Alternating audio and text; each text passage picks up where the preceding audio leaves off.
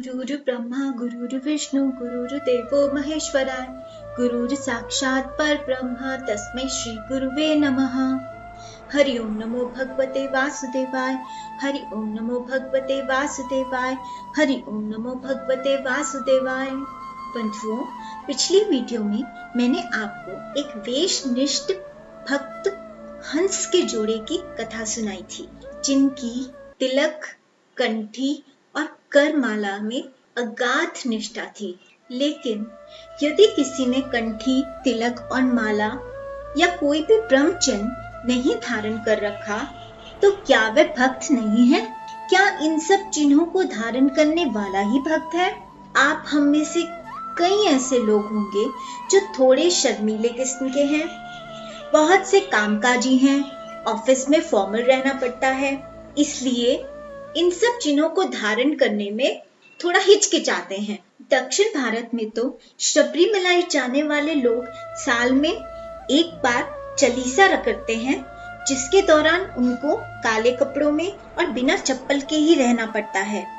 और ऑफिस में चाहे बॉस हो या चपरासी, अगर उसने चालीसा रखा है तो उसे वैसे ही आना होता है। लेकिन उत्तर पूर्वी भारत में पाश्चात्य सभ्यता का कुछ ज्यादा ही असर है। इन सब चिन्हों को धारण करने वाले का कभी कभी मजाक उड़ाया जाता है, उसे पिछड़ा हुआ समझा जाता है। तो क्या किया जाए? इसलिए कुछ लोग अंतर्निष्ठ हो जाते हैं, अर्थात अपने मन में ही भगवान की पूजा करते हैं। सही भी है, जहाँ उनकी भावना को समझने वाला कोई ना हो, वहाँ अंतर्निष्ठ हो जाना चाहिए। आज मैं आपके सामने एक ऐसे ही राजा की कथा लेकर आई हूँ जो अंतर्निष्ठ था। भक्तमाल में श्री नाभाजी उनका उल्लेख इस प्रकार करते हैं। अंतर्निष्ठ नरपाल एक परम धर्म नाहिन दूजी, हरि सुमिरन हरि ध्यान आन काहू न जावे, अलग न इहि विधि रहे अंगना मर्म न पावे, निद्रा पस्सो भूप बदन में नाम उचार्यो, रानी पति पर रीझी बहुत बसु तापर वार्यो, ऋषि राज सो जी कहो नरिसो आज भक्ति मेरी कूजी, अंतर्निष्ठ नरपाल एक परम धर्म नाही दूजी। यद्यपि उनकी कोई ऐसी विवशता नहीं थी कि उन्हें अंतर्निष्ठ होकर रहना पड़े, लेकिन फिर भी वो कभी किसी के सामने भगवान का नाम नहीं लेते थे। कहीं भगवान के नाम की कोई झंडी नहीं थी, कोई चिन्ह नहीं लगाते थे, लेकिन उनका हृदय सदैव श्री भगवान के चरणों में रमन, स्मरण व ध्यान करता रहता था। मेरे तन में बसे हो बसे रहना, मेरे मन में छुपे हो छुपे रहना। बस इसी भाव से वह राजा इतना अंतर्निष्ठ रहता था कि आज तक ना तो उसकी माता को ना ही उसकी पत्नी को ये पता चला कि वो भक्त है, और उसकी भक्त पत्नी तो हमेशा यही सोचकर दुखी रहती थी कि उसको अभक्त पति मिल गया, जो कभी भगवान का नाम ही नहीं लेता, कोई पुण्य कार्य ही नहीं करता, यहाँ तक कि महल के मंदिर में कभी आते ही नहीं, और ना ही कोई एक ध्वजा महल में भगवान के नाम की लगा रखी है, और दान धर्म का तो नाम ही नहीं है। वो सदैव प्रयत्न करती रहती कि जीवन काल में एक बार तो किसी तरह राजा भगवान का नाम ले ले। अपने अभक्त पति को समझाने के लिए वो भगवान के सामने बैठ जाती और गाती, एक दिन जब मौत की शहजादी आएगी, ना सोना काम आएगा ना चांदी आएगी। और इधर राजा मन ही मन अपने भगवान के चरणों में अपने हृदय को रत रखता, उनकी मस्ती में मस्त रहता और बहुत ही खुश रहकर राज्य के सारे कार्य को करता। लेकिन कभी किसी को नहीं पता लगने देता कि वो भक्त है, वो मन ही मन अपने भगवान में रत रहता है। लेकिन एक बार भगवान की इच्छा से सोते हुए करवट बदलते समय राजा के मुखारविंद से निकल गया, हा बिहारी। रानी ने सुना तो उसकी प्रसन्नता का तो ठिकाना ही नहीं रहा। वो ऐसे खुश हो गई जैसे कि उसका मृत पति जीवित हो गया हो। और ठीक भी है, भगवान नाम न लेने वाला मृत के ही समान होता है। इसके विपरीत जब राजा को ये पता चला कि उसके मुखारविंद से श्री भगवान का नाम निकल गया है और सब लोगों को पता चल गया है कि वो भी भक्त है, तो उसे बहुत दुख हुआ। उसने कहा, मेरे भगवान तो मेरे प्राण हैं, मेरे प्राण ही निकल गए मुझसे। मेरे जीवन भर की पूंजी, मेरी अंतर्निष्ठ भक्ति सबके सामने उजागर हो गई। मेरा तो धन ही लुट गया। इस बात से राजा इतना छटपटाया कि उसके प्राण ही छूट गए। नाभाजी लिखते हैं, देखी तन त्यागपति भई और गति याकी, ऐसी रतिवान मैना भेद कुछ पायो है।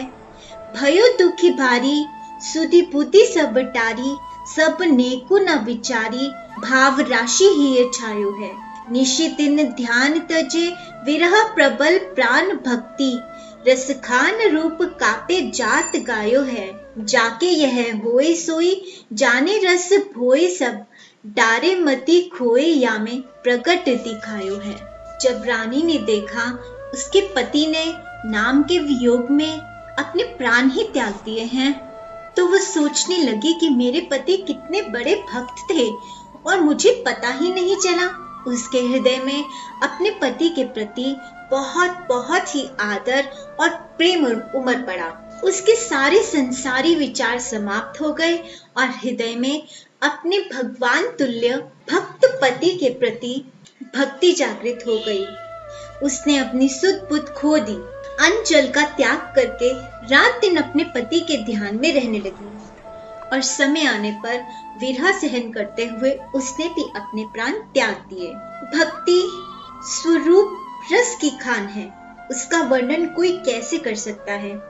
जिस भाग्यशाली के हृदय में ये प्रकट हो जाती है, वही रस में सराबोर होकर इसे जान सकता। प्रेम भक्ति के सामने बुद्धि का विलास जाने कहाँ खो जाता है। भक्ति आखिर क्या है? अपने इष्ट के प्रति जो हृदय का आह्लाद है, जो हृदय की पीड़ा या विरह है, वही तो भक्ति है। उसी में एक भक्त को चैन मिलता है और कभी कभी बेचैन होकर रोने लगता है। लेकिन एक संसारी के रोने में और एक भक्त के रोने में अंतर है। एक भक्त छुप कर रोता है क्योंकि वो जानता है कि उसके अश्रुओं पर सिर्फ उसके इष्ट का अधिकार है। भक्ति में निकलने वाले आंसू अमूल्य हैं। क्या आप किसी अमूल्य वस्तु को सबके सामने रख देते हैं, सबको दिखा देते हैं?